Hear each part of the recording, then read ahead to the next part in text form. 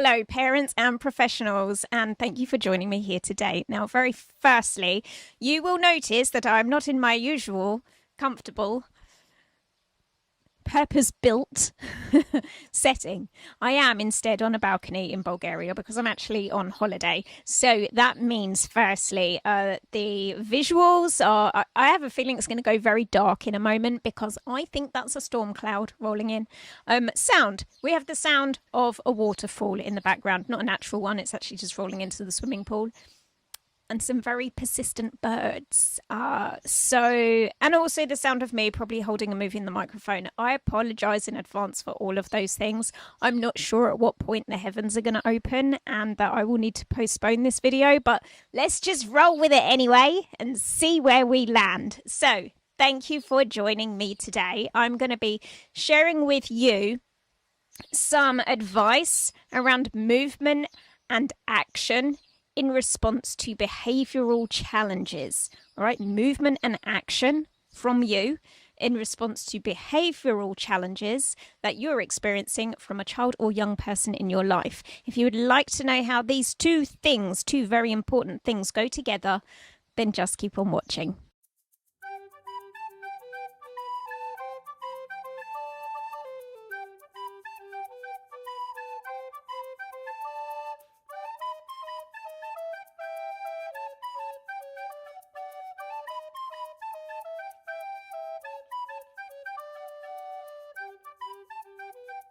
So we're all familiar with the saying, actions speak louder than words, but let's just break that down for a second. There is a reason behind this, and it's not just an old saying. The way that you act with your physical body communicates more than the words that you say, or indeed how you say them. So if you think about it for just a moment, if I give you, let's just give you a sentence. I will give you some words, all right? The sentence is, I believe in you, you've got this, okay? If I say those words, brilliant words, a lovely thing to say to someone, I believe in you, you've got this. But if I don't say those words with the right level of conviction, then, as you just noticed, they don't really carry much meaning. There's a big difference between I believe in you, you've got this, and I believe in you, you've got this. All right, so the difference being the tone of my voice. But there's an even greater difference if I say it like this. I believe in you. You've got this.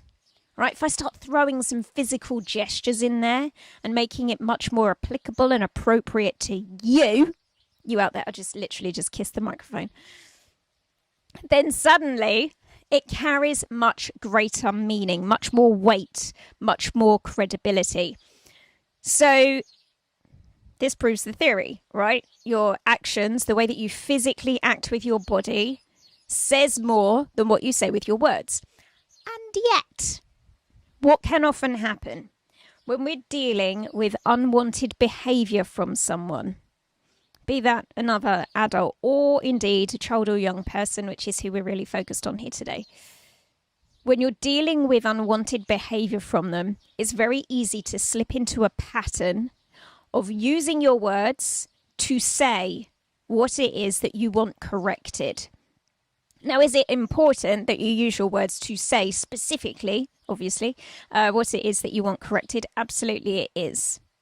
Is it important that you communicate those very specific words in a way that intonates your level of maybe dissatisfaction, or your level of insistence, or your level of influence? Yes, it is. But you are losing power. You're losing points here if you do not simultaneously back that up with a physical gesture. Now, let me be very clear. When I say, which I'm probably going to say at some point in this video, when I say the words, you need to get physical.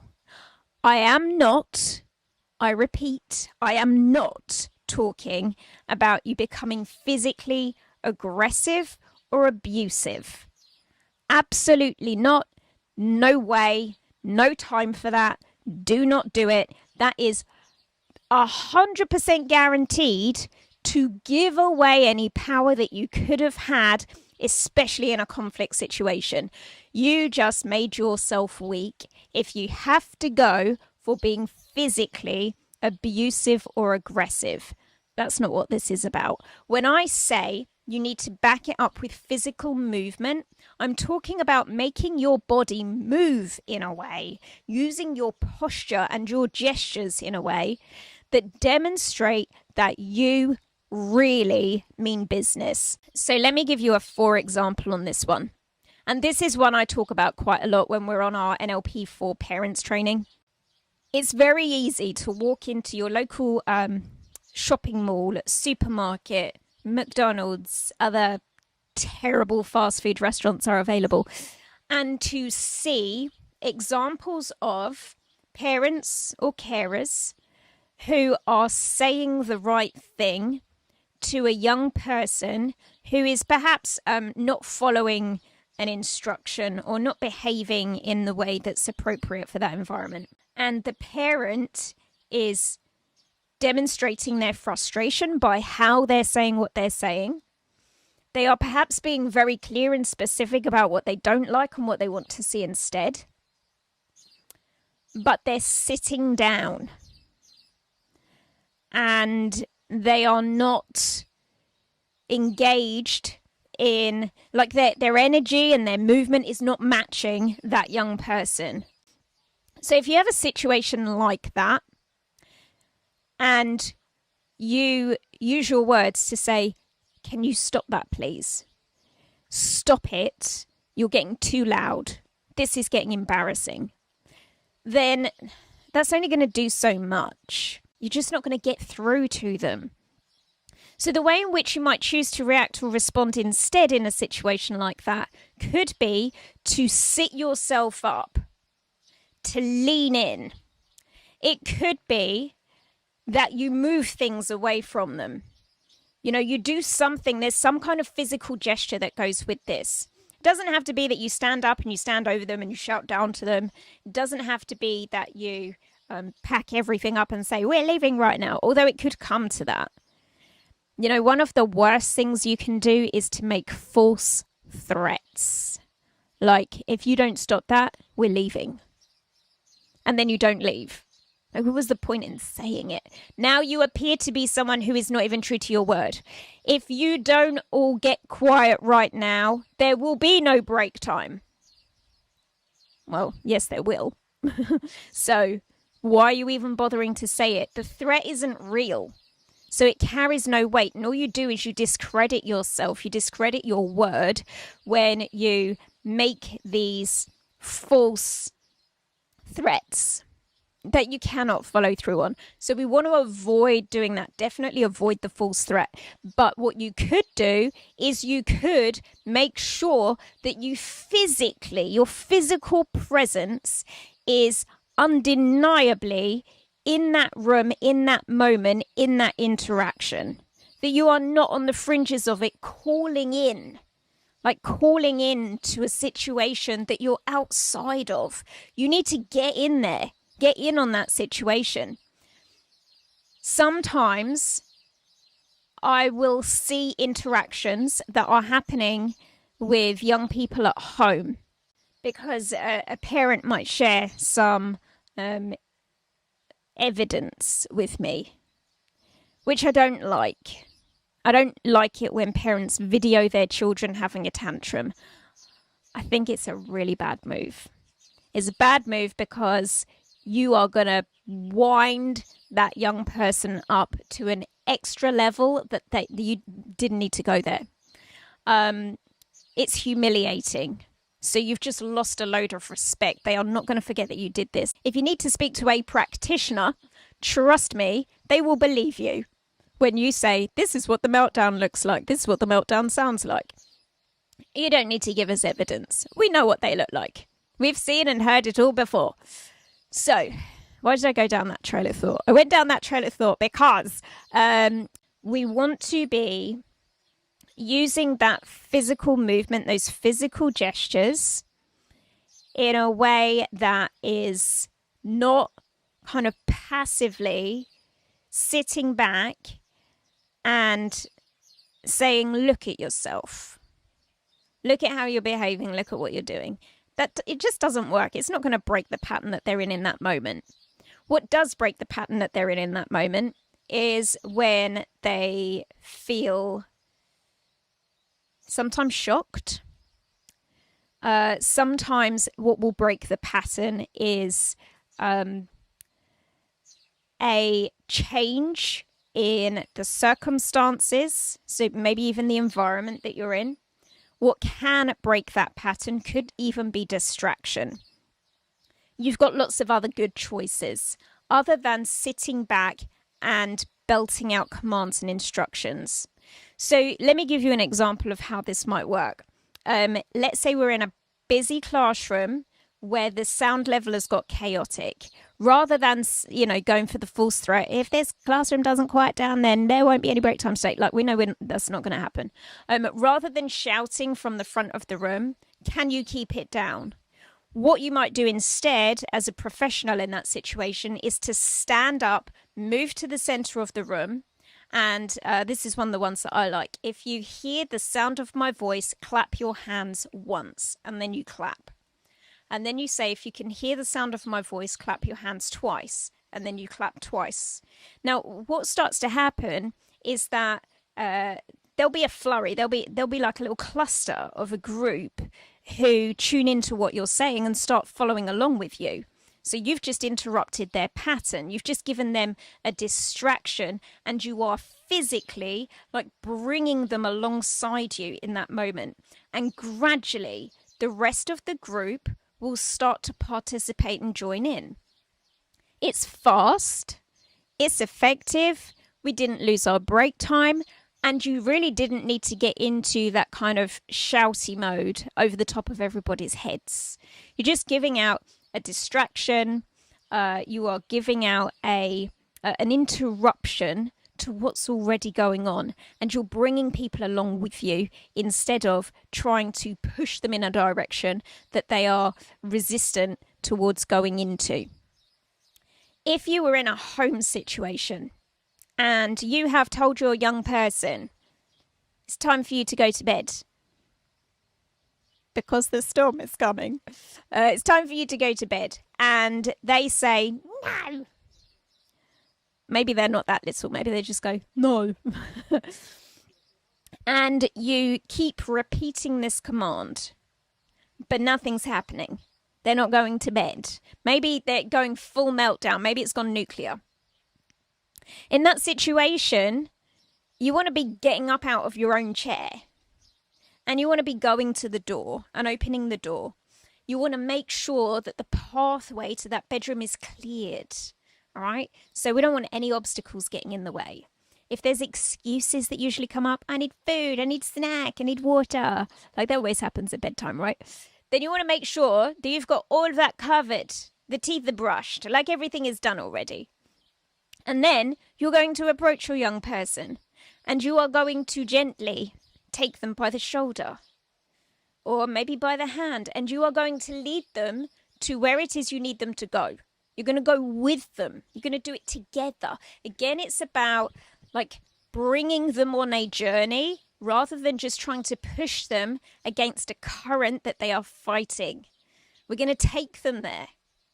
Now, is it sometimes the case that you're going to get physical resistance in that moment? I.e., they are dragging their heels, I've seen children hold on to banisters and table legs. No, you won't take me, like this. And then it's like, well, now what am I doing? Like, am I now going to get into a physical fight with this child?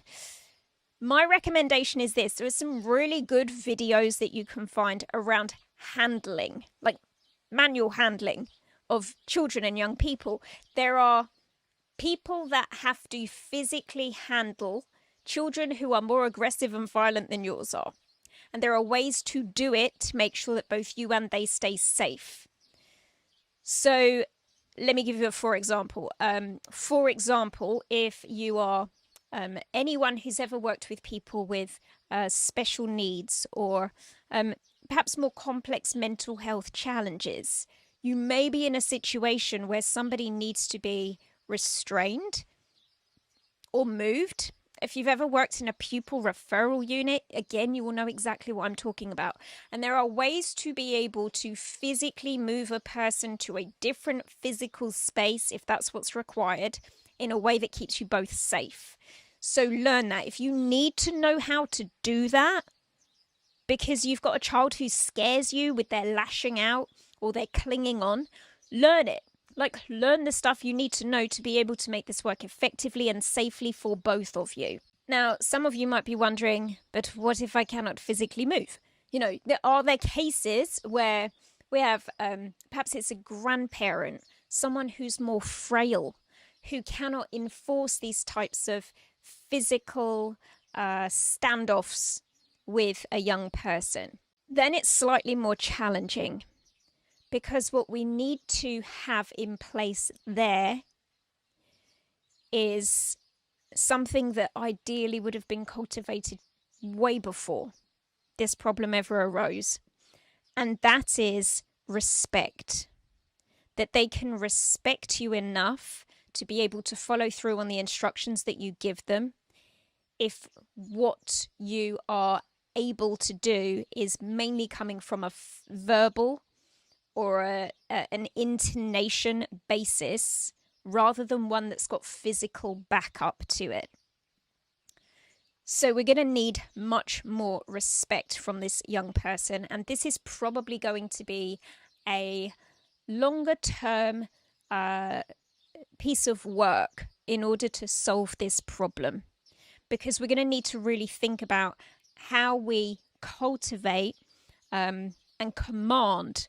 You know, respect isn't something that you just install in someone else. Respect is something that you command from someone else in how you behave and react. So what I'm thinking here, because the idea literally just came to me as I started saying it, is that in a situation like that, where you cannot physically guide a child in a different way, and you are relying more so on your words and what you say, is part of cultivating that respect from them and commanding respect from them, is to make sure that they see you as someone who should be respected.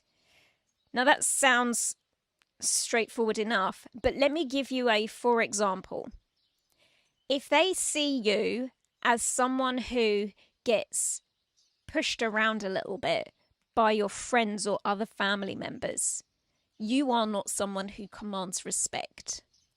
If they see you as someone who complains about their boss, like the boss is always mean to you or picking on you, you are not someone who commands respect. If they see you as someone who can't even train the puppy, you are not someone who commands respect. So if you want to command respect from a young person, I don't know if my microphone's picking up the sound of the thunder, but I feel like it's getting very dramatic all of a sudden. If you want to command respect from a child, one of the most important ways you're going to do that is by demonstrating that you're someone who is respected already by the world around you. And if the world and the people around you are highlighting you as flaky, as a pushover, as someone who is easily bullied, then you're going to have a problem with a child who doesn't respect you. And if you are not able to enforce some of the boundaries that you want to enforce by using your physical presence in the way that we've talked about, then you're in big trouble. So when you think about creating and commanding more respect from the young people in your life, you need to be a good role model for that first. I want you to think about, how is everybody else treating you? Because your kids and the children that you are a role model for, they're watching for that. And that's what's teaching them how to react towards you. So I hope that there was some helpful things in there for all of you today. Thank you all so much for watching and listening and bearing with me through the slightly chaotic weather situation and unusual environmental circumstances. And I will see you all on my next video. Make sure that you subscribe to the channel and like this video before you go. Bye!